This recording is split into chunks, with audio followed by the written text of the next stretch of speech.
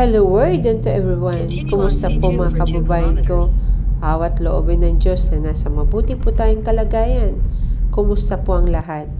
Welcome to Filipino TV and to our sister channel, Filipino Life Stories.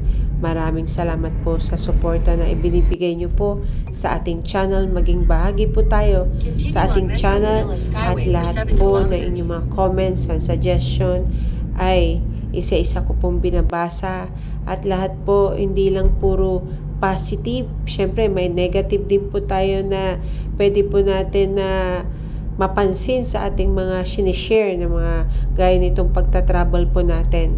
Hindi po pwede naman na sabihin kung maganda kung pangit naman po ang lahat, di ba? Mga kababayan ko, thank you very much for supporting our channel.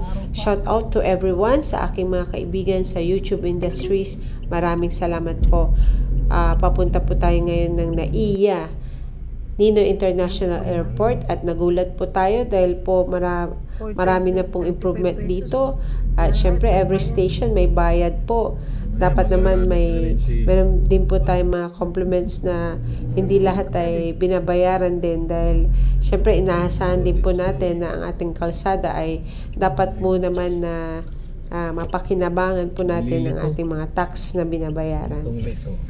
Kaya maging bahagi po tayo sa ating channel mga kababayan ko. Punahin po ang mga mali na ginagawa ng ating gobyerno. Maraming salamat po sa inyo pong lahat at ang Diyos na po ang bahala sa lahat na maging gabay po sa atin sa araw-araw ng ating gawain. Thank you very much. At nandito na po tayo sa Terminal 3. Maghahatid po tayo ng ating anak para mag-tour po sila sa Dubai, UAE. For a business po ito, mga kababayan ko. Maraming salamat po sa inyo pong lahat, sa mga taga Maynila. Shout out to everyone. At ayun, Christmas na Christmas pa rin ng Maynila. Maraming salamat po sa Diyos at sa inyo pong lahat. God bless everyone. See you in our next videos po. In 400 meters, take the exit towards Sukat Road.